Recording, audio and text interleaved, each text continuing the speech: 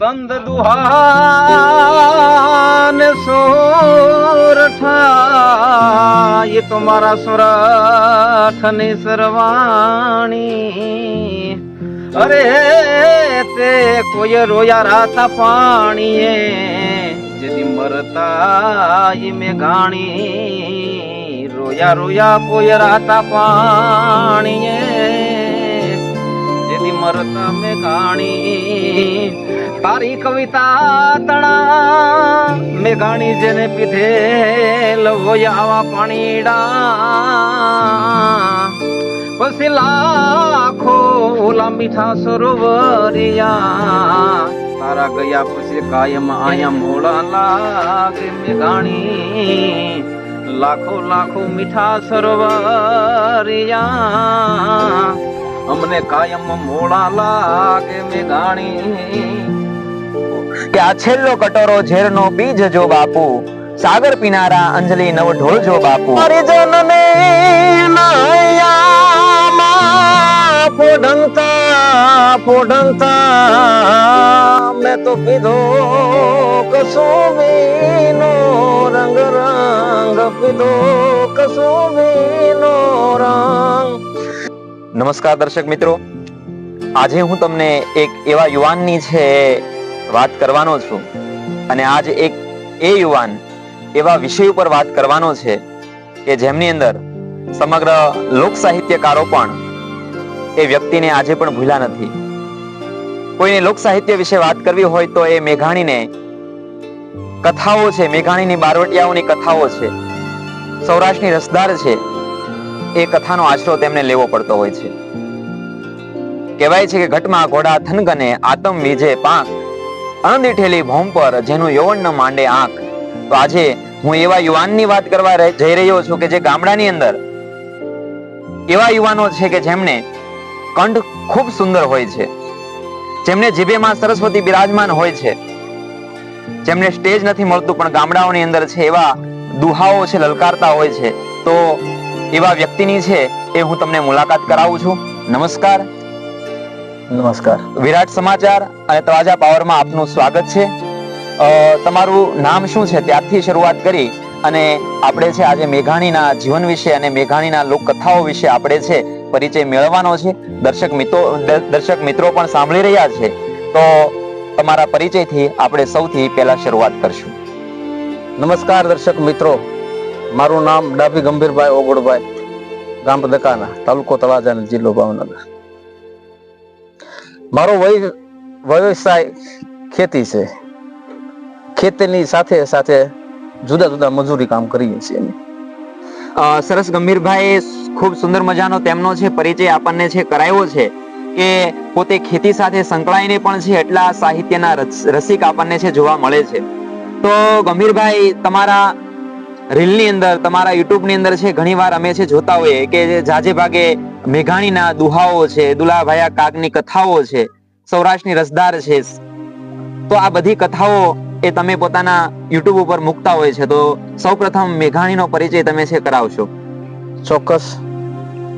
કવિ મેઘાણીની વાત કરીએ તો સર્જકતાનો જેને સૂર કહીએ કાય, કે જેનું લોક સાહિત્ય તરીકે, કવિ તરીકે અને સ્વતંત્ર સેનાની તરીકે આગવી ઓળખ છે.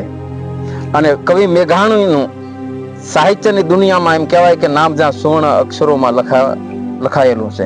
કવિ મેઘાણીની વાત કરીએ તો કવિ મેઘાણીનો જન્મ હાલની જે શક્તિપીઠ ચોટીલા કહેવાય, ચોટીલામાં 28 ઓગસ્ટ 1894 ના રોજ એક વણિક પરિવારમાં જ્યાં થયો હતો. વણિક હતા કે વાણી આપો. ઝવેરચંદ મેઘાણીનું મૂળ નામ ઝવેરચંદ, પિતાનું નામ કાલીચંદ મેઘાણી અને એમના દાદાનું નામ હતું પ્રેમચંદ. માતાનું નામ ધોળીબાઈ હતું. અને કહેવાય છે કે કવિ મેઘાણીને નાનપણથી ગીતો લખવાની, નવલકથા વાંચવાની ઘણા શોખ હતા અને માત્ર 12 વર્ષની ઉંમરે એમ કહેવાય કે મેઘાણીએ જ કવિતા લખવાનું શરૂ કર્યું હતું. મેઘાણીના જીવનની અંદર એના અભ્યાસ વિશે વાત કરીએ તો કે પોતાના પિતાનો વ્યવસાય એક પોલીસની નોકરી હતી. પોલીસની નોકરીમાં એવું હોય છે કે એમાં સમય જ્યાં બદલી થતી હોય છે. તો એની અસર મેઘાણીના ભણતર પર પડી હતી. મેઘાણીનો ભણતર જોઈએ તો અમરેલી, રાજકોટ, ડાઠા અને બગસરામાં. કવિ મેઘાણી મેટ્રિક પાસ 1910 થી 1912 ની વચ્ચે એ સમયમાં થયા હતા અને ત્યારબાદ 1916માં ભાવનગરની શામળદાસ કોલેજમાં જઈને અભ્યાસ કર્યો હતો. સંસ્કૃત અને અંગ્રેજી ભાષાના અભ્યાસ પછી કહેવાય છે કે મેઘાણીને એક શિક્ષક તરીકેની નોકરી પણ હતી. મેઘાણીના જીવનના પુસ્તકોમાં જોઈએ તો એમાં ઘણા સર્જક એના જોવા મળે, જેમાં 4 એના નાટક ગ્રંથો, નવલિકાઓ, નવલકથાઓ, 6 ઇતિહાસ અને 13 જીવન ચરિત્રો છે. અને મેઘાણીના જે પુસ્તકોની અંદર વાત કરીએ તો સોરઠી બારવટિયા, સૌરાષ્ટ્રની રસધારા, યુગવંદના, આવા અનેક પુસ્તકો છે કે જેના તમે પુસ્તકો સવારથી સાંજ સુધી વાંચ્યા જાવ તો એમાં કદી અરુચિ જ ન આવે. મેઘાણી તો મેઘાણી હતા.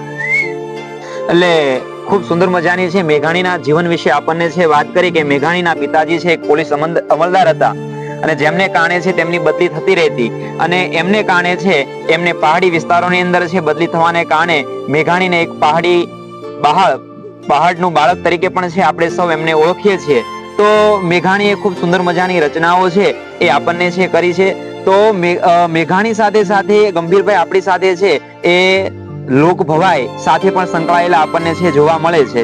તો ગંભીરભાઈ એક જાજે ભાગે લોક કથાઓનો આશરો લઈ અને નાટકોની રચનાઓ થતી આપણને છે જોવા મળે. તો તમે લોક ભવાઈઓ પણ છે રમો છો, તો તમે કઈ નાટકો છે અત્યાર સુધીમાં છે ભવાઈઓ ભજવી છે અને એમાં તમે કયું પાત્ર છે ભજવું છે? દર્શક મિત્રોને જણાવું એ છું કે હું છેલ્લા 13 વર્ષથી નવરાત્રી મંડળની અંદર રમતો આવું છું. એમાં 2 ગામની અંદર મેં એક પહેલું ગામ મારું રાતાખડા કે જેની અંદર મેં 3 વર્ષે સેવા નિસ્વાર્થ ભાવે આપી અને અત્યારે હાલમાં હું દકાના ગામની અંદર રમી રહ્યો છું. છેલ્લા 13 વર્ષથી મા બહુચરના પારે નિસ્વાર્થ ભાવે સેવા કરું છું. એમાં અમે મોસ્ટ ઓફ નાટકો જેમાં પૃથ્વીરાજ ચૌહાણ નાટક, દાનેશ્વરી કર્ણ, ખોડલ તારો ખમકારો, રા નવગણ, નાગમતી નાગવાળો, પછી હાલમાં જય સોમનાથ કહેતા કે સોમનાથની સખાતે દાદા અમીરજી ગોહિલ, પછી આ વખતે છે જોગીદાસ ખુમાણ, હરિચંદ્ર તારામતી છે. આવા અનેક નાટકોની અંદર જેસલ તોરલની અંદર, પછી જલપુત્ર જાલંધર, આવા નાટકો અમે છેલ્લા 13 વર્ષોથી હું રમતો આવું છું અને જ્યાં જઈએ છીએ રમીએ છીએ નિસ્વાર્થ ભાવે જ રમીએ છીએ.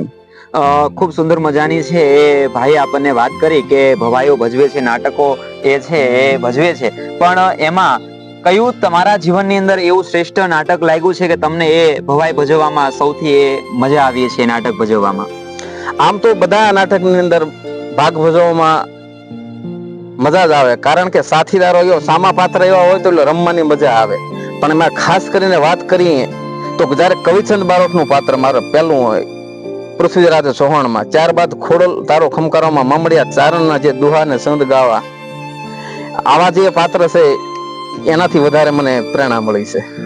સરસ. તો ભાવનગરના જે મહારાજા એ જ્યારે ખોડિયાર માતાને છે લાવતા હશે અને ત્યારે છે એ ભાઈએ ખૂબ જ તે ચારણનું પાત્ર છે ભજવેલું જોવા મળે, તો એ ચારણનું પાત્ર એ તમે કેવું ભજવું હતું અને એમાં તમને એ કયું છે એ તમને ગીત અથવા તો એવો કઈ છે એ સંવાદ હતો કે જે તમને છે મજા આવી હતી? એમાં એવું છે કે વલ્લભીપુરના રાજા શીલભદ્રનો દરબારી કવિ એક વખતમાં એમ કહેવાય કે રોહિચાળા નેહરનો મામડિયો ચારણ રાજાના દરબારમાં જાય છે દુહા અને છંદ ગાતા, અને રાજાની હારે એમ કહેવાય કે જન્મો જન્મનો જેથી નાતો બંધાય. દુહા છંદ ગાય, દરબારમાં જાતો, દુહા છંદ ગાતો અને રાજાની હારે જ્યાં નાતો બંધાય. પણ રાજના એમ કહેવાય કે ખટપટિયા માણસો જેથી આ જોઈ નો એકા, અને રાજાના કાનમાં જેથી એમ કહેવાય કે કડવી વાતો ભંભરી કે મામડિયો ચારણ છે પેટનો વાંઝ્યો છે, મહારાજ આનો તમે સાથ અને સહકાર છોડી ગયો.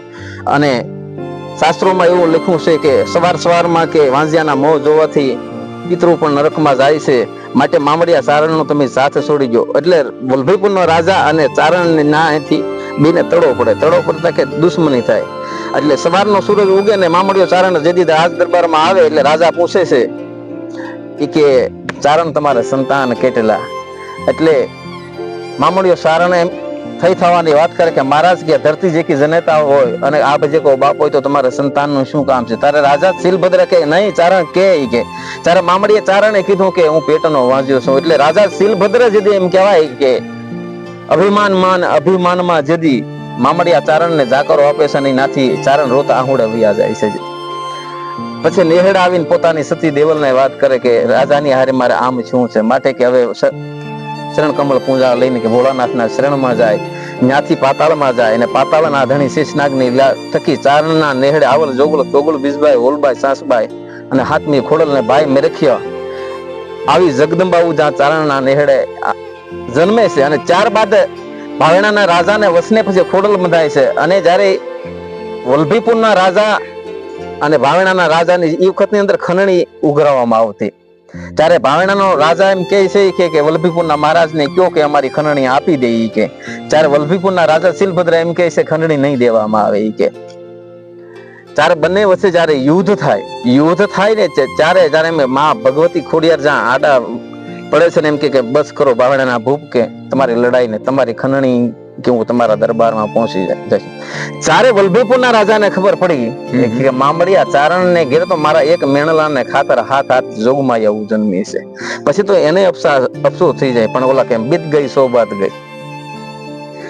ખૂબ સુંદર મજાની છે એ આપણને એક કથા આપણને કીધી છે. ત્યારબાદ આપણે એ જોઈએ છે કે તમે પૃથ્વીરાજ ચૌહાણ ની અંદર પણ એક છે પાત્ર ભજવ્યું હતું, ને એ પાત્ર કયું હતું? કવિચંદ બારોટનું. કવિચંદ બારોટ તો આપણે જોઈએ છે કે પૃથ્વીરાજને સંકેતો છે એ કરતા હોય ને એ દુહાની ભાષાઓની અંદર સંકેતો કરતા હતા. ત્યારે એ દુહો તમે કયો ગાતા હતા?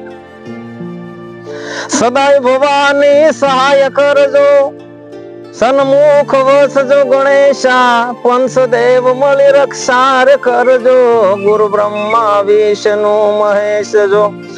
આવા હું દુહા ગાતો. અને જયારે એમ કહેવાય છે કે પૃથ્વીરાજ ચૌહાણ ની જયારે આંખું ફોડી નાખે જ્યારે મોહમ્મદ ગોરી, ત્યારે પછી પૃથ્વીરાજ જ્યાં શબ્દ વિધિ બાણ લઈ, ત્યારે કવિચંદ એમ કે મહારાજ બોલેલ શબ્દની માથે તમે ધ્યાન દેજો.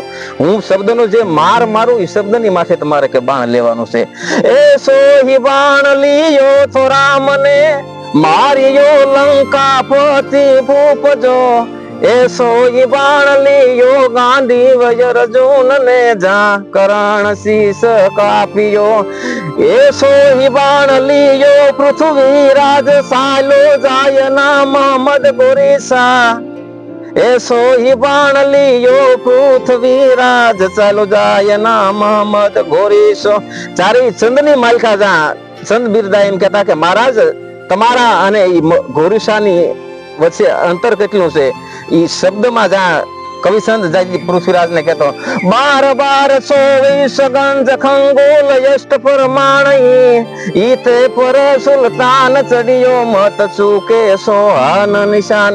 આ જ્યાં વેણ પૃથ્વીરાજ સાંભળ્યા ને પૃથ્વીરાજે જે શબ્દ વિધિ બાણ માર્યું એમ કહેવાય છે જ્યાં મોહમ્મદ ઘોરીને આંખું ફોડી નાખી હતી. અને ઈ ભીષણ કારાગ્રહની માલિકા પછી સંત બિરદા એને છેલ્લે પૃથ્વીરાજ ચૌહાણ એમ કહે છે કે આ પાપીના પંજામાંથી આપણે છૂટી એમ નથી, તો ચાલો કે આ દુશ્મનોના હાથે મરવા કરતા કે પોતાની ભેટમાંથી જે કટારું હતી પૃથ્વીરાજ ચૌહાણ ને સંત બિરદાએ મારા એકાબજી હામે મારીને જે મોતને વાલો કર્યો, પણ દુશ્મનના શરણે નહોતો નીમાં. ખૂબ સુંદર મજાની છે પૃથ્વીરાજ ચૌહાણ વિશે આપણને છે ગંભીરભાઈએ વાત કરી કે મોહમ્મદ ઘોરી છે એ પૃથ્વીરાજની સાથે 3 વાર છે એને કેદ કરે છે. ત્યારે પૃથ્વીરાજ તેમને છે છોડી મૂકે છે, પણ મોહમ્મદ ઘોરીએ તેમને એક વાર પણ છે છોડ્યો નહોતો. તો ખૂબ સુંદર મજાની એ લોકકથાની એ પોતે ભવાઈ ભજવે છે એમને વાત કરી છે. તો આ આપણે તળાજા પંથકની અંદર છે એવા જ એક સુંદર મજાના છે એ રાજા થઈ ગયા એભલવાળા. તો એભલવાળાનું પણ તમે છે એ નાટક ભજવું છે, તો એમનું કયું પાત્ર તમને સૌથી શ્રેષ્ઠ લાગ્યું અને એભલવાળા વિશે તમે છે થોડીક વાત કરશો? કેમ કે આ પંથક જ તળાજાનો છે, નરસિંહ મહેતાની ભૂમિ છે, અને એ સમયમાં પણ દુકાળ છે પડ્યો હતો, અને દુકાળ સમયે છે રાજાએ એ કઈ છે એ ઉપાયો શોધ્યા હતા અને આ દુકાળમાંથી તળાજાને બચાવ્યું હતું. તો એમના વિશે તમે છે વાત કરશો? તળાજાનો ધણી એટલે વીર એભલવાળો. તળાજા નદીને કાંઠે જ્યાં તળાજા શહેર વાળા કુળમાં જેદી રાજીઓ એટલે વીર એભલવાળો. ગઈ સાલની નવરાત્રીની અંદર જ મારી પાસે ખુદની પાસે વીર એભલવાળાનું પાત્ર હતું. અને એભલવાળાના પાત્રને લઈને કવિ મેઘાણી તો એમ કહે છે કે સોરઠા કરી લેજો વિચાર, 2 વડામાં કયો વડો મોટો. શીશનો સોંપનાર કે શીશનો વાઢનાર, જ્યાં આણાવાળો અને એભલ જે આપણે રક્તપિતિયાનો સાહીનેડીના પતિ જે બનાવીને જ્યારે રક્તપિતિયાનો રોગ થાય એ રોગને મટવા જેથી 32 લક્ષણા પુરુષનું લોહી જોવામાં આવે, એ લોહી જેથી આપ્યું એના ઉપરથી આ મેઘાણીએ દોહો લીધો. વીર એભલવાળાની વાત કરીએ તો વીર એભલવાળાના સમયની અંદર પોતાના રાજ દરબારમાં પોતે જેથી નિસંતાન હતા એભલવાળા, એટલે એ નિસંતાન ને કારણે જેથી ગરવા ગરનારની ગોદમાં જાય છે, સાધુ સંતોની સેવા કરે છે અને એના આશીર્વાદ થકી જાય એભલના ઘેર પારણું બંધાય છે. અને કહેવાય છે કે એ વખતની મલકા તળાજાની ધરતીમાં જેમ એભલ વાળો રાજ કરતો એમ પાલીતાણાની ધરતીમાં રાજા રણમલ હતા. રાજા રણમલ એક વખત ગાયુના ધણ વાળે છે અને એ ગાયુના ધણને જેથી વારો એભલ જાય છે અને એભલ વાળો એ ગાયુના ધણને વાળી 2 વખત લડાઈની અંદર રણમલને હારી જાય છે અને છેલ્લે એમ કહેવાય કે છોડી મૂકે છે. એ પછી એનો જે ઇતિહાસ બને છે કે જે વાળાકની ધરતીમાં જે ગોજારા દુકાળ જદી પડે, ગાય મકોડાને ભરખે જનેતા ભરખે નાના બાળ, આવા જે દુકાળ પડ્યા, તરસી ધરા તરસ્યા ઢોર ભીની પાપણને જગમાં જદી ઓલા સુકા ઓઠ, એ વાળાકની ધરતીની માથે જદી 4 વર્ષના એમ કહેવાય કે દુકાળના ઓળા આવે અને વરસાદની એક ચાટ ન પડે, જાણે લાગે કે વિધાતા પડી આ વાળાકની ધરતીની અભાગણી બની હોય, કાં તો ધરતીને ભીંજવનાર ઓલા મેહુલિયાને જગમાં જેથી મંદવાડો લાગ્યો કે આ સમયગાળાની અંદર એવા કારમાં દુકાળની થપાટું લાગી કે જેમાં અનેક માણસો, મૂંગા પશુઓ, પંખેડા મરી ગયા. રાજા એભલના દરબારમાં એમ કહેવાય કે અણજળ પાણીડા ખૂટવાની, ત્યારે સીધી તારે પ્રજાની પાસે તો ક્યાંથી હોય. એ વખતની અંદર જે એક વાણીઓ આ નાટકની અંદર જે પાત્ર આવે છે એ પોતે ઝાડનો ધંધો કરતો હોય અને દુકાળ પડ્યો એટલે એના પોતાના મનને એવું છું કે આ મારી કને તો ખજાનો છે ઈ કે આને થોડા દિવસ પૂરતી હાચું ઈ કે તાંત્રિકની મદદ લઈ જેથી અરણીના શિંગડામાં એ મેઘને બાંધી દે અને વાળાકની ધરતીની માલિકા જ્યાં ગોજારા દુકાળ પડે પછી એ વાણિયાનો એક દીકરો હોય એ પાણીને તલખે ને તલખે સુધી મરી જાય પાણી ન પીવાના કારણે. અને પછી એમ કે મહારાજાની પાસે આવી નાટકની અંદર એવું દર્શાવવામાં આવે છે કે મારા હાથના કર્યા મને અહીંયા વાગ્યા ઈ કે આ મારા એકના એક પુત્ર કે મેરો છે. તારા એભલ વાળો એમ કે છે કે તમને તો આ દુકાળમાં એકના એક પુત્ર મર્યાનો દુઃખ છે, પણ આમાં તો કઈક કે મનખા મર્યા છે, કઈક જનાવરો મર્યા છે. કુદરતની શક્તિને કોઈ પહોંચી ન હોય કે કવિ કલાપીના શબ્દો જે યાદ આવે, જે પોષતું એ જે મારતું એ ક્રમ દિશે છે જ્યાં કવિ કલાપી કે કુદરત અથણો. કુદરતની શક્તિની સામે દુનિયાના તમામ જીવો એમ કહેવાય લાચાર છે. ત્યારે મેઘાશા પછી પોતે ખુલાસો કરે છે કે માફ કરજો એભલ વાળા ઈ કે આ દુકાળનો પાડનાર હું પોતે છું ઈ કે તાકે ઈ કઈ રીતનું બને ઈ કે તાકે હા ઈ કે આ ઝાડના નફાના ધંધામાં ઈ કે મેં એક તાંત્રિકની મદદથી અરણ્યની શિંગડીની અંદર ઈ કે મેઘ મેં બાંધ્યો છે અને આ દુકાળનો પાડનાર હું છું ઈ કે મને માફ કરો. અને ઈ હરણ કે અત્યારે કે આ જંગલની અંદર સરી રહ્યું છે, જ્યાં એ હરણું સરે છે ઈ કે એની શિંગડીઓમાંથી કે જલની ધારા વહે છે અને જ્યાં લીલુડું ઘાસ છે અને ઈ હરણને તમે પકડીને ઈ કે છોડો તો એનો મેઘ છૂટો થાય. એભલ વાળા પછી પોતાના નાટકની અંદર માણકી ઘોડી બતાવવામાં આવે છે કે માણકીની માથે અશ્વાર થાય ને એ જાય છે ટીંબાની માલિકા જ્યાં હરણ સરતું હું હરણને પકડીને એને એમ કહેવાય શિંગડીમાંથી જ્યાં મેઘ છોડ્યો અને બારે મેઘ જ્યાં ખાંગા થાય ભયંકર મેઘ ગજનાઓ થવા મળી, અષાઢના વાદળોમાં જ્યાં વીજળીઓ સમકારા કરવા મળી અને મેઘ ગજના સાંભળીને જેથી વનગીરી મોરલા ટેઉક ટેઉક ટેઉક અવાજ કરવા માંડે. આપને એમ થાય કે મોરલાની ડોકના હમણાં થઈને કટકા થઈ જાય. આવા નાદ છે અને હાંબેલાની ધારે એમ કે બારે મેઘ જ્યાં ખાંગા થાય અને તળાજાના ધણીને જેથી એમ થાય કે સાલે હવે ઘોડીની માથે સવાર થઈને કે અહીંથી તળાજા પહોંચી જાવ કે જેવા ઘોડીની માથે સવાર છે અને અતિશય જ્યાં વાવાઝોડાની એવી થપાટું લાગી કે જ્યાં આંખે કાંઈ દેખાતું નથી, આવા બારે મેઘ જ્યાં ખાંગા છે અને ઈ જ્યાં એક ચારણીયાળીનો નેહડો હતો, એક અંજવાળાને ઓલે ના ઘોડી એને લઈને જાય છે, એના ફળિયામાં જ્યાં પોગે ત્યાં વીર એભલ વાળા ભાન ભૂલી જાય છે, ભાન ભૂલીને ઢળી પડે છે.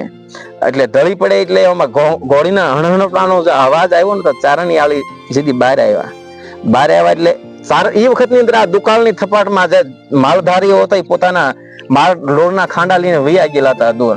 એટલે આ ચારણિયાળી કહેતા કે છે ચાય નેહડીમાં દુઆ ગાળવા માટે જતા રહ્યા હતા. હા, ચાય નેહડી જે આ પરપુરુષને જોયો કે આ તો મારે આશરા આવ્યો છે, એ આશરા ધર્મને નિભાવવા એમ કહેવાય કે કઈક પ્રકારના આ અજાણ્યા મુસાફિરને જેથી જાગૃત કરવા કઈક ઉપાયો કર્યા કે જાગે તો, અને છતાંય મુસાફિર જેથી જાગ્યો નહીં. અને માં શક્તિની સાક્ષી એમ કહેવાય કે જેથી તલવાર પોતાની સોડમાં આડી મૂકીને જેથી એભલ વાળાને પોતાના પંડનું પાથરણું જ્યાં પાથર્યું કહેવાય.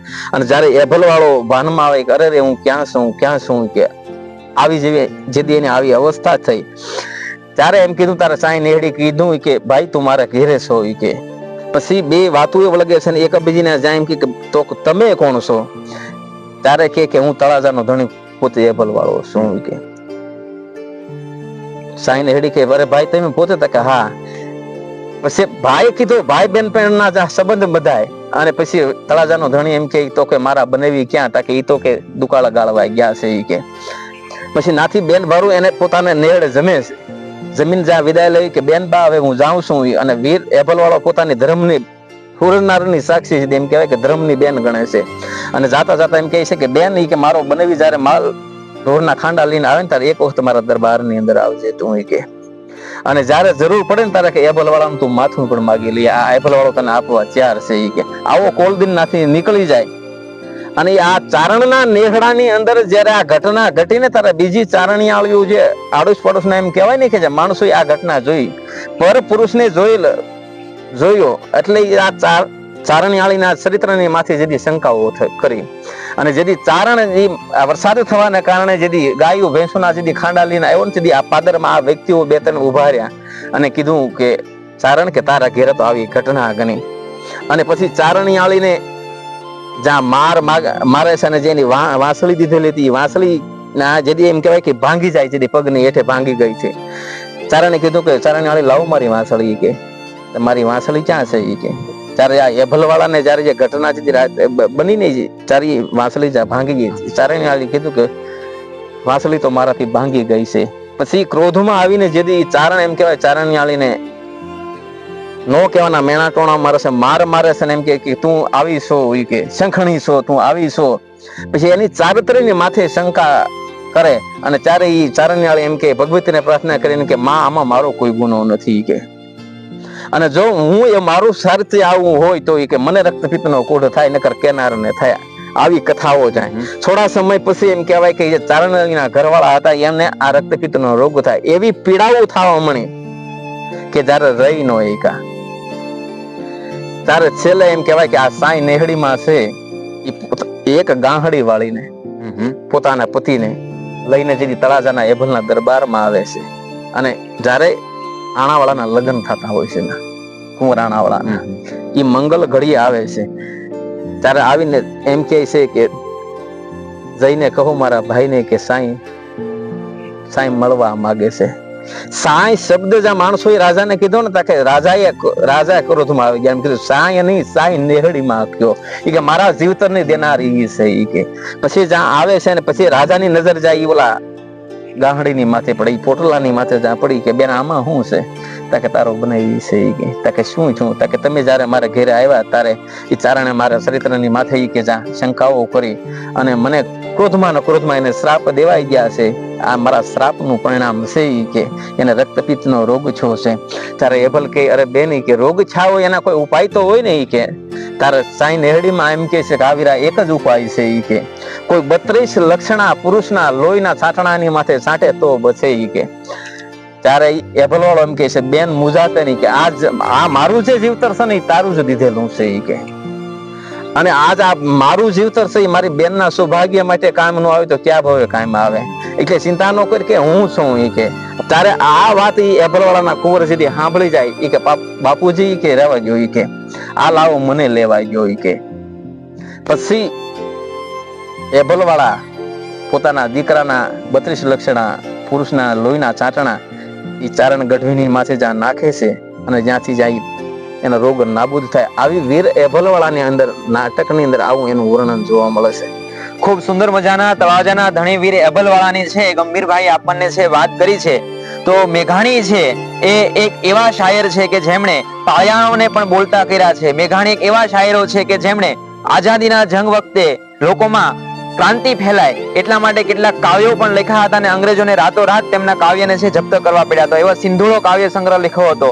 તો જ્યારે ગાંધીજી બીજી ગોળમેજી પરિષદની અંદર જતા હતા ત્યારે ગાંધીજીને અનુસંધાને તેમણે લખ્યું હતું કે આ છેલ્લો કટોરો ઝેરનો પી જજો બાપુ, સાગર પીનારા અંજલિ નવ ઢોળજો બાપુ. તો મેઘાણીનું એવું સુંદર મજાનું ગીત એ તમે છે સંભળાવશો. મેઘાણીનું જે આ ગીત છે જેને છેલ્લો કટોરો ઝેરનો પ્યાલો કહેવાય. જ્યારે એમ કહેવાય કે બેરિસ્ટરની પદવી પામવા માટે ગાંધીજી જ્યારે વિદેશમાં ગયા અને ટ્રેનમાં જ્યારે મુસાફરી કરતા હતા ત્યારે અંગ્રેજોએ જ્યારે એને ધક્કો માર્યો હતો, ગાંધી બાપુને ધક્કો માર્યો હતો. અને ત્યારે ગાંધી બાપુએ એવી પ્રતિજ્ઞા લીધી છે કે આજ ભલે તમે મને અહીંયા ધક્કો માર્યો પણ હવે પછીના સમયમાં જો મારા ભારતમાંથી જો અંગ્રેજો તમારા મૂળિયા જો ઉખેડી ન નાખું તો હવે પોરબંદરનો હું પણ વાણિયો નહીં. આ ગોળમેજી પરિષદને લઈને જે ઝવેરચંદ મેઘાણીની જ્યાં રચના હતી કે આ છેલ્લો કટોરો પી જાજો બાપુ, સાગરના પીનારા એને અંજલિ નવ ઢોળશો. આ એક છેલ્લો કટોરો છે બાપુ, એને પી જાવ તમે કે મર જેવા થઈને પી જાવ કે આવી રચના જે મેઘાણીએ માલિકા કરી. તો મેઘાણીએ સાથે સુંદર મજાનું કસુંબીનો રંગ પણ છે એ લખ્યું છે. અને જેમણે કોઈ પણ એક એવું લોક સાહિત્યકાર નહીં હોય કે જેમણે કસુંબીનો રંગ ગાયો નહીં હોય, અને કદાચ કસુંબીનો રંગ ગાયો નહીં હોય તો એ લોક સાહિત્યકાર અધૂરો હશે. તો એવું સુંદર મજાનું ગીત તમે સંભળાવશો. ઝવેરચંદ મેઘાણીની જે આ રચના છે કે કવિ મેઘાણી જેથી સાહિત્યને જ્યાં ભેળું કરવા એમ કહેવાય કે નેહડે નેહડે ફરી વેળા, ગામડે ગામડે ફરી વેળા, અને શમશાન ભૂમિની માલિકા જઈ જઈને જ્યાં એમ કહેવાય કે અંજલિઓ ચાટીએ ત્યાં મેઘાણી, અને એમાંથી જે એને રંગ મળ્યો એ ગીતનું નામ કવિએ કસુંબીનો રંગ દીધો કે જાને ક્યાં ક્યાંથી મળ્યો. ઝવેરચંદ મેઘાણી લખે છે, મારી જનની નાયામાં ફોડંતા ફોડંતા મેં તો પીધો કસુંબીનો રંગ, રંગ પીધો કસુંબીનો રંગ. ये मारी मान गोला दावण केरे धाराए धाराए पामो एक सुंबीनो रंग. ओ राज मन लाग्यो आरे राज लाग्यो कसुंबीनो रंग, रंग रंग याद.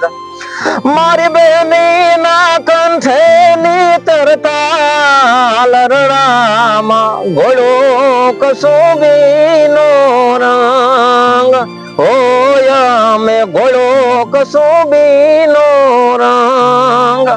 ઓલી ભીષણ રાત્રિ કેરી પહાડો ને ત્રાડોમાં જેદી સોળો કસુંબીનો રંગ. ઓ રાજ મને લાગ્યો કસુંબીનો રંગ.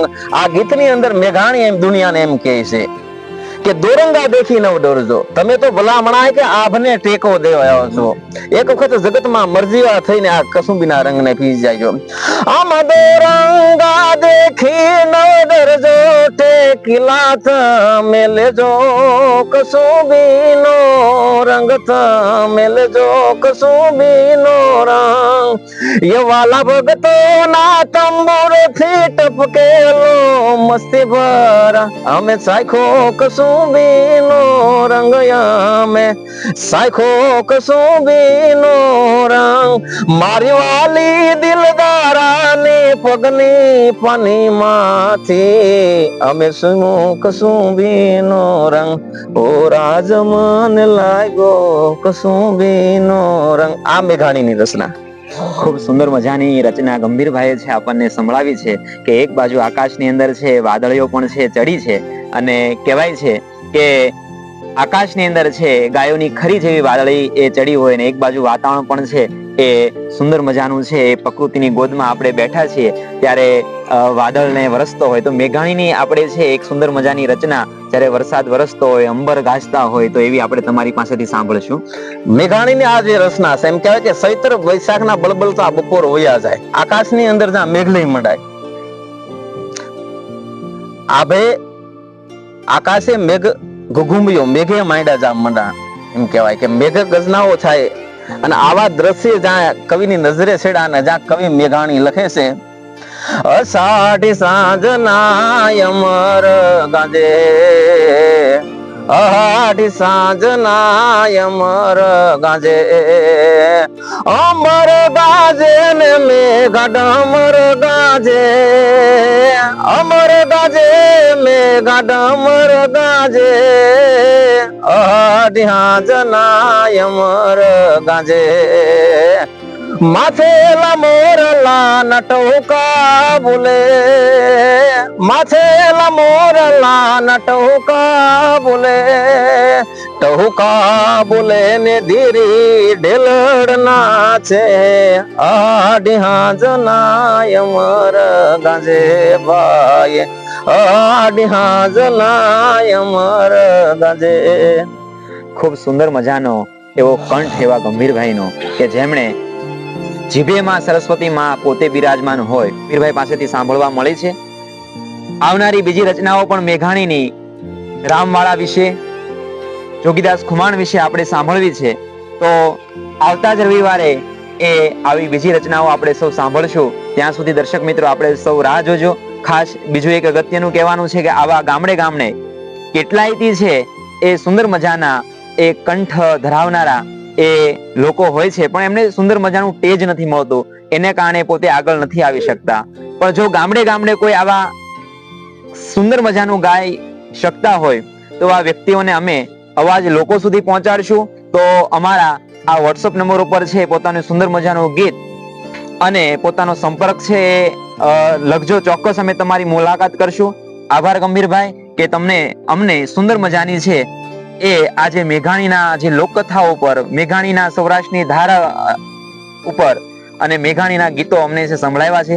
તો તમને પણ છે અમે પણ વિનંતી કરીએ છીએ કે ગામડે ગામડે ક્યાંય પણ કાર્યક્રમની છે એ કોઈને કરવો હોય તો ગંભીરભાઈની અવશ્ય મુલાકાત કરજો કે જેમને છે એ સુંદર મજાનો કંઠ, સુંદર મજાની માં સરસ્વતી માં એ પોતાના જીભ ઉપર બિરાજમાન છે. તો આવા જ નવા એપિસોડ સાથે અમે આવતા રવિવારે મળશું. આપનો આભાર ગંભીરભાઈ, આપનો પણ આભાર. જય માતાજી. જય માતાજી.